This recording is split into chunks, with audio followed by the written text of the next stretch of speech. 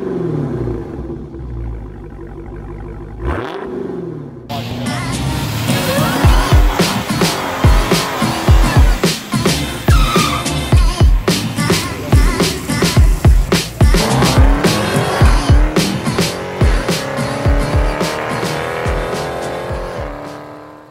up everyone, and welcome to the channel.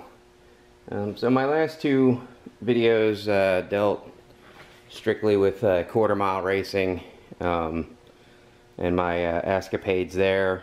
I have in fact actually been back to the track again, as you can see from the number on the windshield.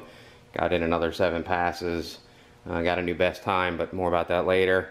You know, I didn't want this video to be solely about, you know, racing. Sure, over time people will get more, or, you know, definitely get tired of seeing just that kind of stuff. So, I've actually been wanting to do a mod for a while. I've actually had the parts here. So today I think what I'm going to do, I'm going to pull the car out here in a couple minutes and wash it and get it all cleaned up, get the numbers off of it. You know, the one thing that the drag racing does do is it just destroys, you know, the rear wheel well. I mean, you can see all the crap on the tire itself, all the stuff up inside there.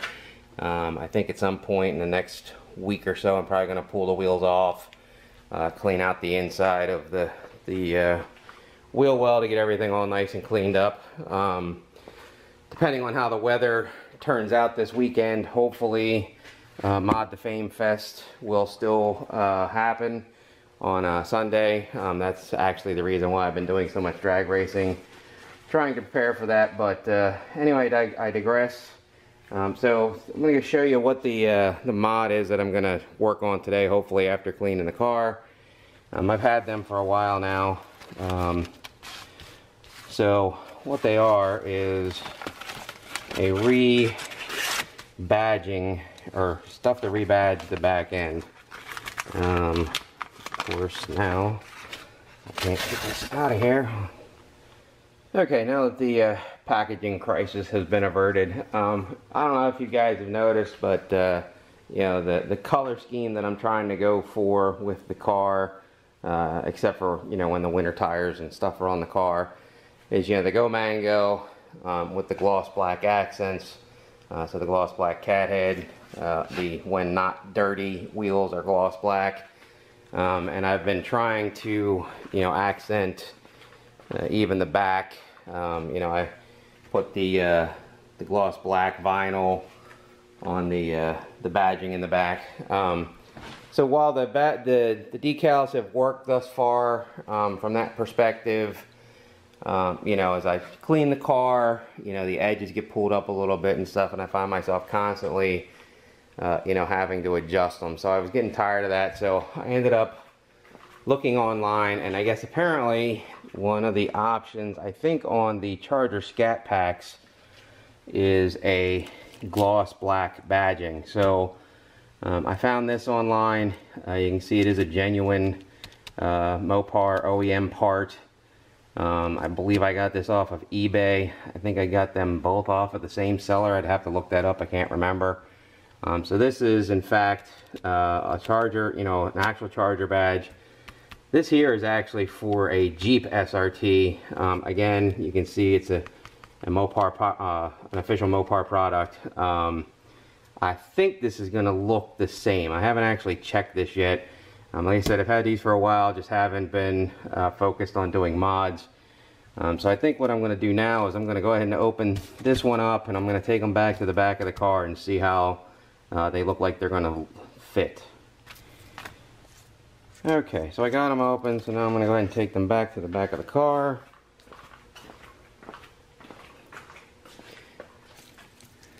Okay. So you can see, I think that gloss black, the full gloss black letter, our lettering is going to look way better than the decals. I kind of liked the look of the, you know, the silver outline to the black letter, or to the face being black, but you know, I'm kind of getting tired of the whole dealing with decals like I mentioned. So now let's see if this is going to match.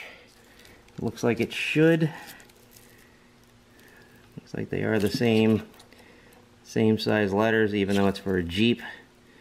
Does look like, at least that's one thing Dodge kept consistent, is the SRT logo. So yeah, I think I'm definitely going to try working on this today. I don't know how much I'm going to film of that process. There's plenty of other debadging videos and that kind of stuff on the internet, so I don't think I need to go through what that process is. So I think that what I might do is just go ahead and, like I said, wash the car, dry it, bring it back into the garage, do the D and rebadging, and then show you guys the finished product. As I did mention at the beginning of the video, I did actually make another 7 passes at the track, so at some point I will probably also show you the time slips for them, because one of the things I was able to do was actually get a new personal best with it. Alright, time to wash the car. So it's now 2 days later. Did not go as planned originally as I thought. I did get the car washed, but did not get to the badging or anything like that. Part of the reason why is, as I mentioned, after I got done washing the car, I did temporarily take the drag radials off and put the Continental Extreme contacts back on. And I can tell you, after 27 burnouts, it took literally 4 hours to clean the rear wheel wells when I was swapping the tires back out. So because of that, I didn't get to the badging. But I have done the badging now. And as you can see, I think the solid gloss black letters look way better. Couple of minor issues. I don't know if you noticed when I showed you the letters initially out of the packaging, all the letters are attached to a single piece of plastic. So I made the what I thought was a good decision, but turned out to be a very poor decision. I tried to use that single piece of plastic to lay all the letters at a single, at one point, holy shit. I tried to lay all the letters at the same time.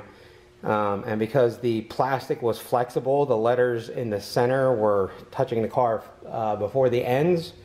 And so if you look closely, it's definitely not lined up.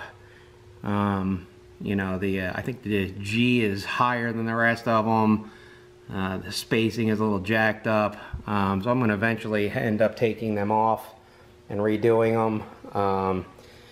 The SRT came out a little bit better. I did those letters individually. I think the S and the R are still maybe a little bit too close together. T's a little separated.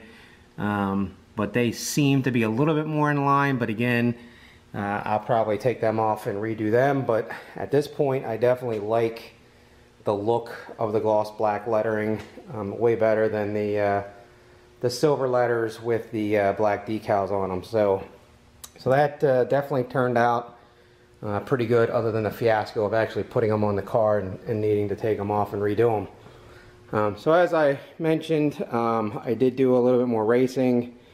Unfortunately, the Mod to Fame Fest was postponed until July because the weather has been crappy all weekend.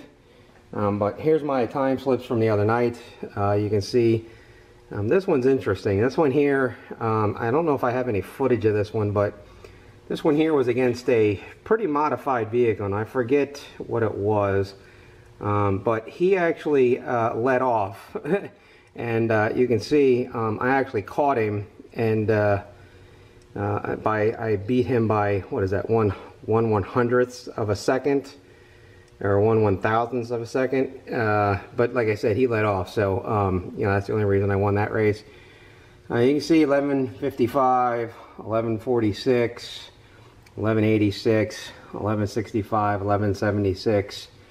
But again, the last run of the night ended up being the best run of the night. And ironically, this is now my new personal best, 11:371. I did take the wheels down to, the first 20 passes on the drag radials, which you can actually see them here, how dirty these things are. I don't know if you'll be able to tell how much tread is left after 27 passes on the track. There's still a little bit of tread left there. I took them off to save some tires. Like I said, the Mod to Fame Fest was postponed until July, so I want to be able to save the tires until then. But the first 20 passes, I was running the tires at street pressure. So when I left for the track, I think they were around 31 psi. And then after getting to the track and running multiple times, I believe they got up to like 33 or 34 psi.